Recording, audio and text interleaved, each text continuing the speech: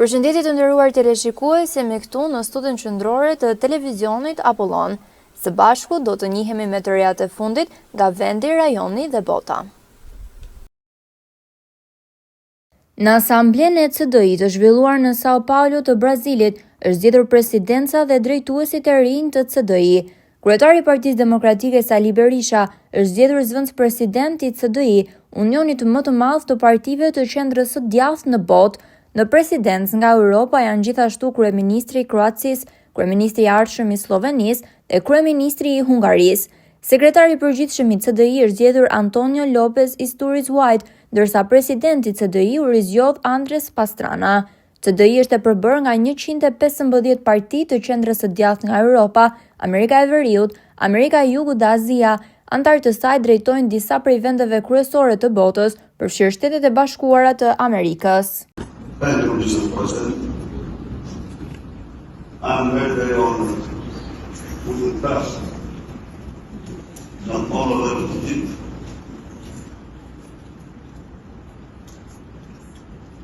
My love was almost 5,000. I fought against communism.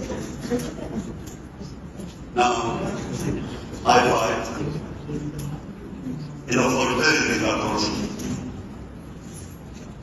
Mr. President, many years ago, reading somewhere around TikTok, I found that in all forms of dictatorship, hero, reversal, and is mobocracy, narco-dictatorship. Because they follow no rules, no laws.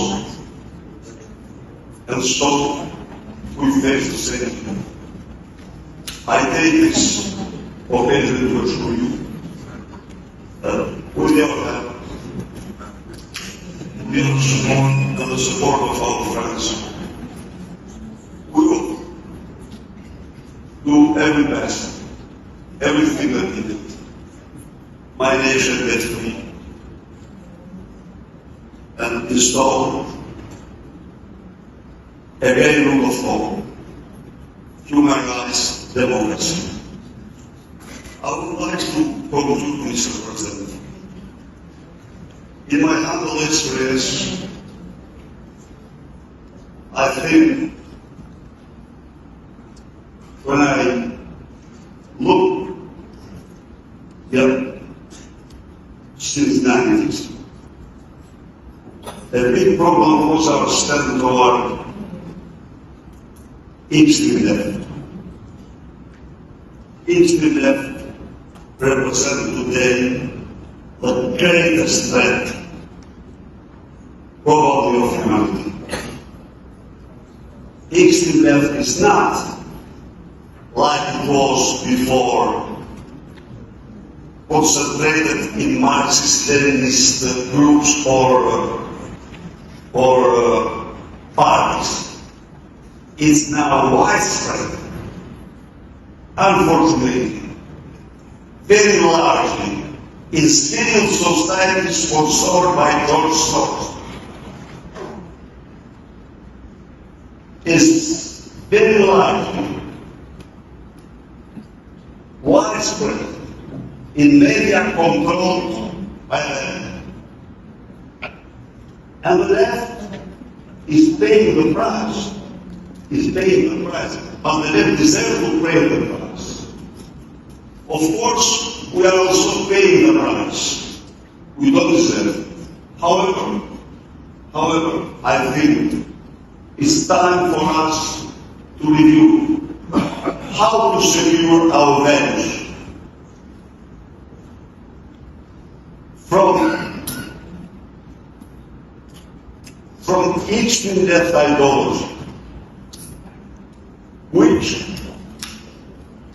aims to destroy the human identity. If Marxism dealt with property mostly and created the humanity, extreme left means destroying human identity. So I'm very, very optimistic that CDI will lead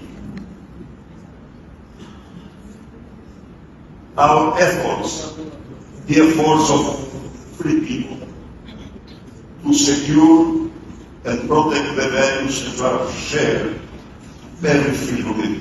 Thank you very much.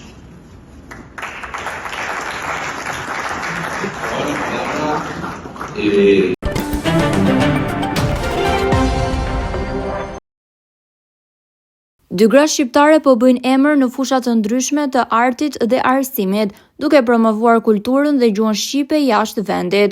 Natasha Shuteriqi Poroçani, shkrimtare dhe studiuese pranë Universitetit Aleksandër Mojsiu në Durrës, nxit dashurinë për librin dhe edukimin e fëmijëve përmes klasave të leximit falas dhe publikimeve studimore mbi abetaren shqiptare. Ndërsa sopranoja Ana Naqe, karrierë të suksesshme në Belgjik dhe Amsterdam, por rikthen zërin e saj artistik në skenat ndërkombëtare, duke përfaqësuar muzikën shqiptare në opera dhe recitalet më prestigjioze. Të dyja ishin të ftuara në podcastin e radhës Flasim të kryeministrit Edi Rama, të cilat diskutuan për arsimin në Shqipëri. Është diçka e mahnitshme, edhe ai për shembull një gjë që ai e përdor edhe që nuk është korrekte, thonë, ose di që është korrekte, që është korrekte në këtë aspekt, kanë i pamja shkencore po flas. Po ai përdor bashkimin e disa fjalëve bashkë, shumë e me asnjë të përngjasuarën. Edhe si Azgushi. E me asnjë të përngjasuarën dhe me asnjë të përngjasuarën është një fjalë. Dhe unë kam pas fatin ta njoh dhe të flas me të dhe ai lufton, ai këtë gjë e luftonte, thoshte kështu duhet jetë. Nuk duhet jetë ndryshe. Duhet jetë sepse është një mbiemër. E me asnjë të përngjasuarën është një mbiemër. I me asnjë të krahasuarin është një mbiemër, thoshte ai. Kështu që kjo është marrëdhënie me shqipen. Unë besoj që është një mrekulli që t'jetë dënë dhurata t'jetosh edhe t'jetë dënë në Shqip. Ajo që është tragjike për mua është mënyra se si po sakatohet, po varfërohet, po përshëndohet Shqipja edhe kjo me sa duket është një vuajtje për të gjitha gjuhët. Unë flisja me një profesor të gjuhës italian, edhe më thoshte që ai në fakt ishte në prag pensionit, dhe se më tha, zi po presdal pension, se nuk mundem ta jetoj dot më nivelin e friction të italishtes të studentëve të sotëm. Prandaj duhet fillojmë nga fëmijët. Po, këtë po flisnim pak paraprakisht dhe duhet mbështetur më shumë arsimi, gjuha, sa dhe unë kudo edhe në Belgjik e shikoj, do me thënë, me gjithë gabime, bile edhe këto fjalët që kanë para si për shembull i, nuk i din.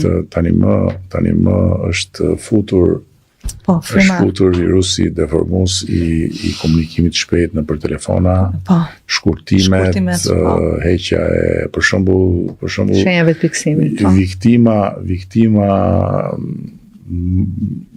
e parë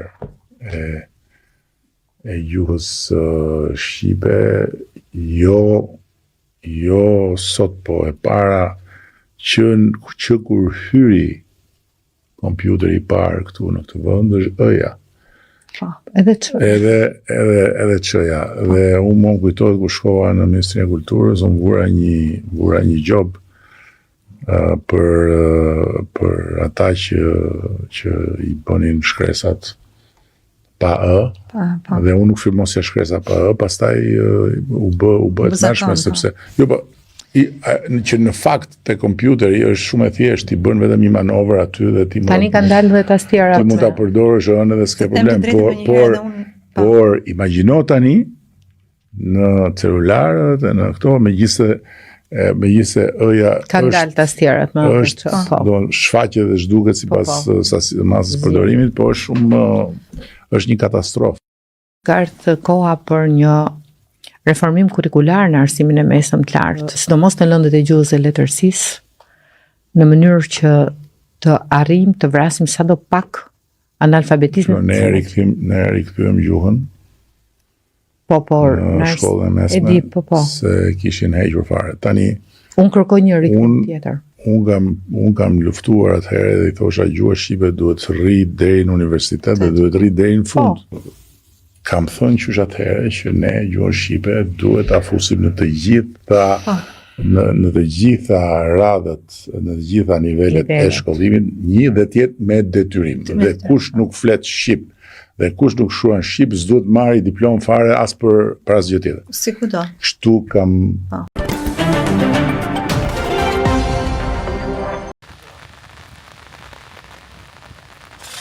Një aksident rrugor është shënuar paraditën e sotme në aksin rrugor Maqellar-Peshkopi, në afërsi të fshatit të Treqe, ku 2 makina janë përplasur me njëra tjetrën dhe përpasoj kanë mbetur të plagosur disa persona. Fillimisht, aksidenti është pikasur nga drejtuesit e tjerë, të cilët kanë njoftuar policin dhe ambulancën, të cilët kanë shkuar në vend ngjarje ku kanë bërë të mundur dërgimin e personave të plagosur drejt Spitalit Rajonal të Peshkopis, ku kanë marrë dhe ndihmën e parë. Sipas mjekëve të këtij spitali, 2 të plagosurit ndodhen jashtë rrezikut për jetën, ndërkohë që policia dhe grupi hetimor kanë nisur hetimet rreth shkaqeve të aksidentit. Njoftimi i policisë, rreth orës 9:30 në fshatin Trepç janë përplasur 2 automjete të tipit Benz me drejtues shtetasin DD 22 vjeç dhe JB 48 vjeç. Sipas përplasjes së automjeteve, kanë mbetur të lënduar 2 drejtuesit dhe 3 pasagjerë, shtetasit KM, JB dhe GB, të cilët po marrin ndihmë mjekësore në spital dhe ndodhen jashtë rrezikut për jetën. Grupi hetimor ndodhet në vend ngjarje dhe po kryen veprimet hetimore për sqarimin e plotë të rrethanave të aksidentit.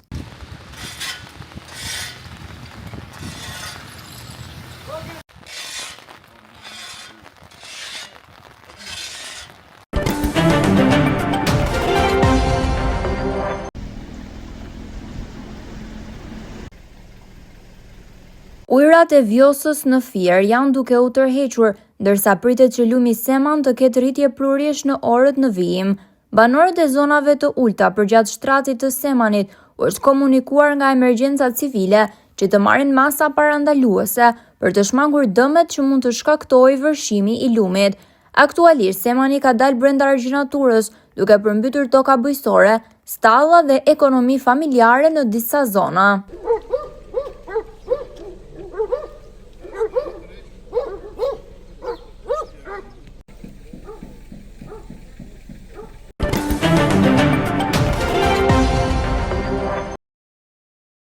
Pasojat e daljes së lumit Seman nga shtrati kanë filluar të duken pas tërheqjes së ujrave, ku dëmet janë të pariparueshme, pasi siç është raportuar situata për 3 ditë me radhë, mbi 200 hektar toka bujësore kanë qenë nën pushtetin e ujrave. Sot me kamerën tonë kemi parë nga afër situatën në Toshkës dhe Zhelizhan, të njësisë administrative Allkaj, ku janë dëmtuar sera të mbjella me perime, pemtore me ullinj, shegje agrume, por edhe kultura të tjera si grur, jonxh apo dhe sipërfaqe me lakër e lule lakër në zonën e Imshtës. Sipas fermerëve, dëmet në sera, por edhe me kulturat e tjera, janë të parikuperueshme për shkak të pranisë së ujit, duke u shkaktuar dëme të mëdha ekonomike. Dalja e lumit Seman ishte e papritur dhe neve kam gati 2 lymëser të mbjell kungull pa vjel asnjëherë, edhe na ka bërë dëm për mundësitë që kemi ne. Janë shumë dëm i madh. Po erdhëm, folëm ata të bashkisë me kryetarën e bashkisë, pruri ata çunat ata specialistat, bën 2-3 foto si gjithmonë dhe na përcollën. Nuk e dim tani se çfarë do bëhet. Kjo është situata. Është kolosal. E pat dhe vetë se si është gjendja, nuk bëhet asnjë lloj gjëme. Të komplet bimt janë komplet mbaruara. Ndim nga shteti neve nuk kemi parë ndonjëherë dhe nuk kemi për të parë. Kjo ka rëndësi për mua, se çfarë do bëhet, Zoti i lartë e di. Sa para janë të investuara vetëm këtë sezon këtu? Në këtë sezon, mbi 10 milion lekë. Dhe janë aktualisht brenda e sheh vet. Ja te ke. E zhvjel vetëm një kat domate. Ta llogarisin vet boti, kushdo që ta llogarisin me sa e shkilja sot, sa kujtal ka brenda ajo dhe sa lek do mbesi mua. Fermerët shpresojnë të paktën të kompensohen nga fondet e emergjencës së Bashkisë Lushnjë për të rimbjellë kulturat e dëmtuara. Me ndërpyrjen e rreshjeve dhe kthimin e lumit Cema në shtrat, do të dalin në pah të gjitha dëmet që ka lënë pas moti me rreshje.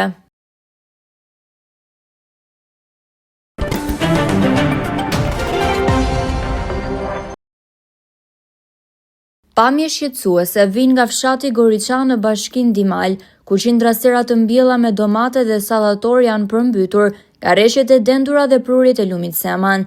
10 hektar tokë bujqësore janë mbuluar nga uji, duke sjellë dëme të mëdha për fermerët e zonës. Fermerët nuk përballen vetëm me pasojat natyrore, por edhe me mungesën e mirëmbajtjes së rrjetit të kanaleve kulluese, të cilat nuk janë pastruar prej vitesh. Ata fajsojnë drejtuesit lokal, veçanërisht të njësive Poshnjë dhe Kutalli, për mungesën e veprimeve konkrete dhe parandalimit në kohë. Ndërhyrja e strukturave përkatëse ka nisur, por për banorët, çdo minutë vonesi kushton dëme të pallogaritshme në prodhimet dhe jetesën e tyre. Fermerët kërkojnë zgjidhje të qëndrueshme, pastrim urgjent të kanaleve, në ndërtimin e argjinaturave mbrojtëse, që të mos përsëritet e njëjta histori sa herë që bie shi.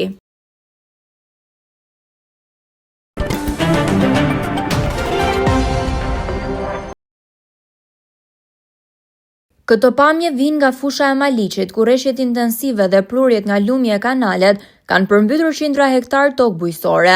Sipërfaqet e mbjella janë mbuluar totalisht nga uji, duke e kthyer fushën në një kënet të vërtet. Dëmet janë të konsiderueshme, ndërsa fermerët e zonës shprehen se mundi dhe djersa e tyre janë zhytur në ujë. Shumë sera me parcela dhe kultura bujqësore janë dëmtuar plotësisht. Autoritetet lokale aktualisht vetëm po monitorojnë situatën, pasi ndërhyrja është e vështirë për shkak të terrenit dhe nivelit të lartë të ujit. Banorët kërkojnë mbështetje urgjente dhe zgjidhje afatgjata për parandalimin e përmbytjeve në këtë zonë problematike.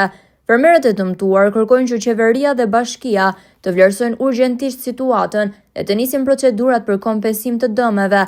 Ata theksojnë se kjo nuk është hera e parë që përmbytjet shkatrojnë të mbjellat, por asnjëherë nuk kanë marrë ndihmën e premtuar. Specialistët e bujqësisë në zonë kërkojnë investime serioze në pastrimin e kanaleve kulluese dhe përforcimin e argjinaturave përreth, pa masa konkrete. Rreziku i përsëritjes së kësaj situate do të jetë i përvitshëm, ndërkohë fushat e Maliqit po mbeten çdo ditë më shumë nën ujë.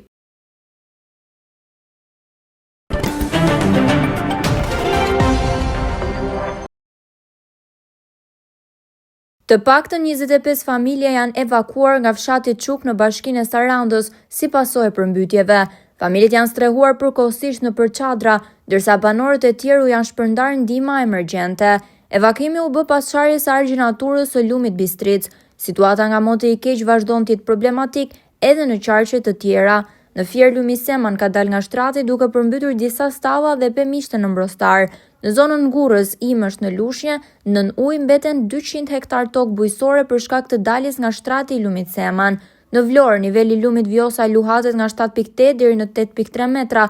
Për 2 ditë me radhë, lumi ka shfaqur ulje ngritje të vazhdueshme përparën poshtë zonës së rrezikut. Në qytetin e Beratit situata është e stabilizuar pas përmbytjeve që përfshin 2 lagjet e reja të qytetit, ndërsa në fshatra banorët vazhdojnë të përballen me ujë në tokat bujqësore. Në bashkinë Dimal disa banesa në lagjen Dafin dhe fshatin Çiflik mbeten ende të përmbytura, po ashtu në bashkinë Kuçov në fshatin Tapi ka tëmtime në tokën bujqësore dhe sera. Në qarkun Gjirokastër, rruga Su Poliçan në bashkinë Libohov mbetet e bllokuar dhe ura e Glinës në bashkinë Dropull është e dëmtuar. Në territorin e qarkut ka pasur rreshje të dendura, ndërsa në Memalia 20 fshatra vijojnë të jenë pa energji elektrike.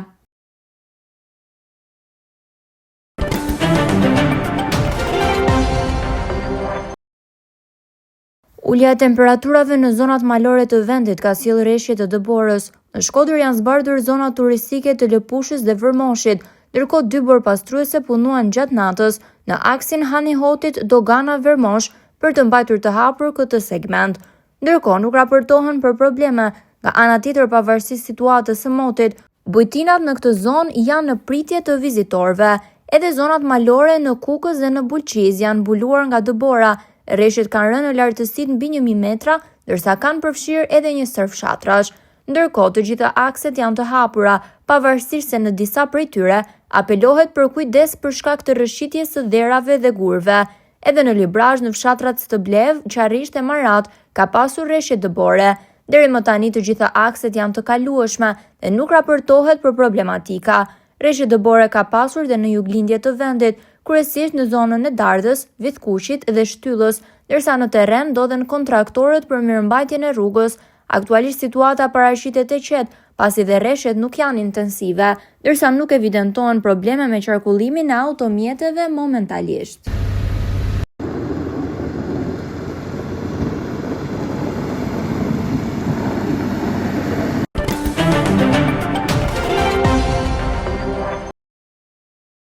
Në kuadër të 22 nëntorit, ditës së alfabetit të gjuhës shqipe, në sallën e bibliotekës së qytetit të Lushnjës u zhvillua promovimi i librit të 8 të poetit Xhemal Nexha, me titullin simbolik Jepi një leje pranverës. Aktiviteti u organizua nga stafi i bibliotekës, nën kujdesin e Elizabeta Metushit dhe mbështetjen e stafit punonjës. Të pranishëm ishin poetët lushnjar, miq dhe dashamirës të fjalës së shkruar, të cilët përjetuan vargjet e ndjera të autorit, ku poezia zgjoi emocione dhe preku zemrat e çdo lexuesi. Ndjenjat e dashurisë, stinët, natyra dhe vendlindja shpalosen në 3 kapituj të librit, ku një pjesë e veçantë i kushtohet Dumres si një perlë natyrore mes vargjeve të poetit. Poezit u shoqëruan me recitime dhe projeksione pamjesh, ndërsa krijuesit Irida Mëhilli, Elena Tabaku, Andrea Eliko dhe poeti Lulja dhe kryetaria e shoqatës AK Myzeqeja Dega Lushnjë, Zhaneta Kumbora, vlerësuan stilin e veçantë të Nexhës, duke e cilësuar si një zë të ngrohtë dhe të qëndrueshëm në letërsinë poetike shqiptare. Profesor Xhemali, siç preferoj unë ta quaj, megjithëse ai është shumë se kaq, na sjell jetën, dashurinë në të gjitha dimensionet e saj. Dhe fakti që ai librin e ndan në 3 kapituj të ndryshëm e bën për të qenë sa më afër njerëzve, për të kuptuar më mirë nga të gjithë dhe për të na sjell jetën në të gjitha aspektet e saj, sidomos e dashurinë të cilën ai e përshkruan në të gjitha dimensionet e saj, nga ato më të bukurat tek ato më të dhimbshmet apo dhe ato më të gëzuarat. Në fund, vetë poeti falenderoi të pranishmin dhe u shpreh se çdo poezi është një dritare që hapet nga shpirti për të ftuar pranverën e brendshme të secilit prej nesh. Promovimi u mbyll me duar trokitje dhe shpërndarje librash me autograf për lexuesit e tij besnik. Një kënaqësi e madhe për mua që pikërisht biblioteka zgjodhi këtë ditë, sepse është një ditë e veçantë dhe për mua që promovova librin tim të fundit Jepi një leje pranverës, i cili me sa pash nga diskutimet këtu ishte pëlqyer dhe mënyra se si u organizua ishte disi e veçantë, me komente, me diskutime, me pyetje që e bën interesante këtë veprimtarit kësaj radhe. Si pikërisht ky libër Jepi leje pranverës i ndarë në 3 kapituj? Kjo varet sipas tematikës poezive të shkruara. Poezitë sociale i kam përmbledhur në ciklin e parë, i titulluar I mbetur pa ferr, ku shkruan poezi meditative, poezi të brendshme, kryesisht në sferën sociale, në sferën shoqërore, për realitetin, për atë që ka ndodhur në shoqërinë e sotme shqiptare.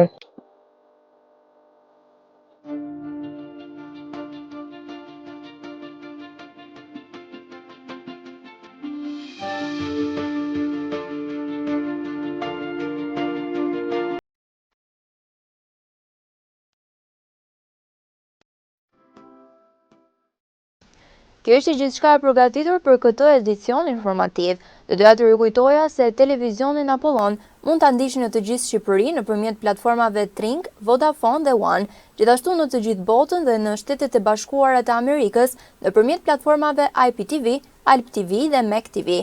Mund ta ndiqni në rrjetet tona sociale, në Facebook, Instagram dhe YouTube, dhe gjithashtu live stream në apollon.tv. Bashkë mirupafshim.